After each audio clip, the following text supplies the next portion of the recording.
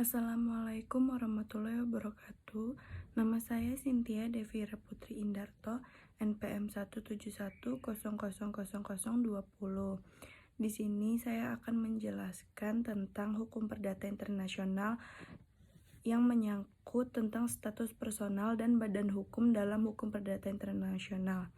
Yang pertama ada status personal. Dalam hukum perdata internasional terdapat yang namanya status personal, yaitu penyelesaian suatu kasus HPI dengan menganut prinsip kewarganegaraan. Status personal adalah kondisi atau keadaan suatu pribadi dalam hukum yang diberikan atau diakui oleh negara untuk mengamankan dan melindungi hak-haknya.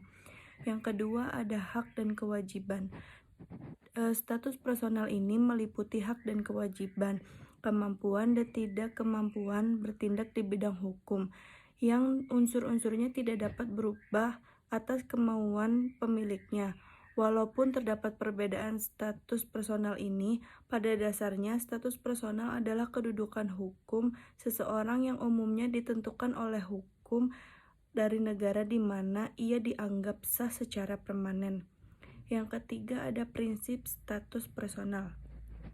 Untuk menentukan status personal seseorang, negara-negara di dunia menganut dua prinsip. Yang pertama ada prinsip kewarganegaraan, yaitu personil orang, baik warga negara maupun asing, ditentukan oleh hukum nasional negara mereka.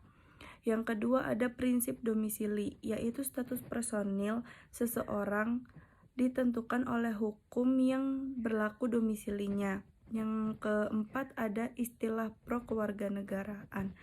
Negara yang menganut status personal yang didasarkan kewarganegaraan dikenal istilah sebagai pro-kewarganegaraan, yaitu negara yang menganut status personal yang didasarkan kewarganegaraan dikenal istilah sebagai pro-kewarganegaraan. Kelebihan lebih permanen dari hukum domisili karena prinsip kewarganegaraan lebih tetap daripada prinsip domisili, di mana kewarganegaraan tidak demikian mudah diubah-ubah seperti domisili, sedangkan status personil memerlukan stabilitas sebanyak mungkin. Selanjutnya adalah istilah pro-domisili. Hukum domisili adalah hukum bagi orang yang disangkutkan menetap di mana seseorang sehari-hari sesungguhnya hidup. Sudah sewajarnya jika hukum dari tempat itulah yang dipakai untuk menentukan status personilnya.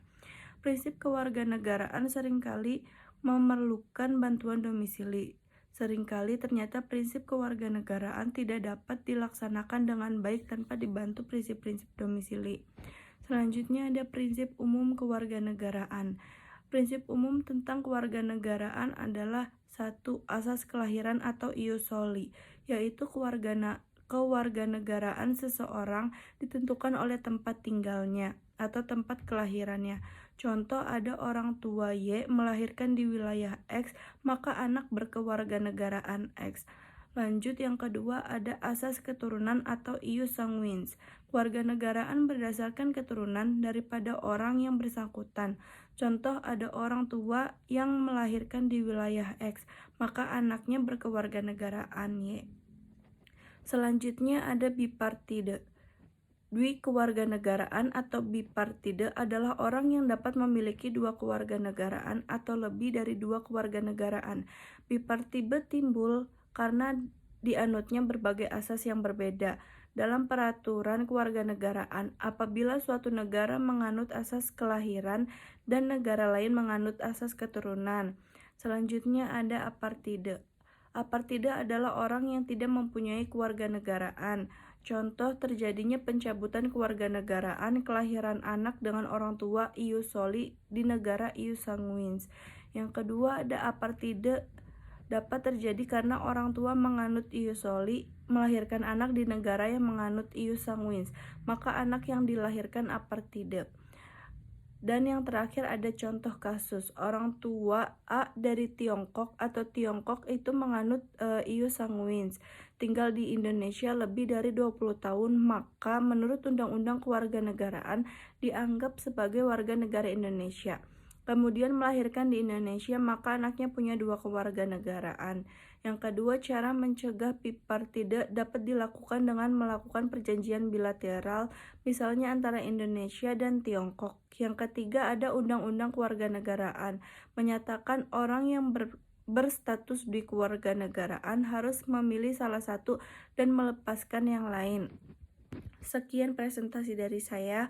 Wassalamualaikum warahmatullahi wabarakatuh. Terima kasih.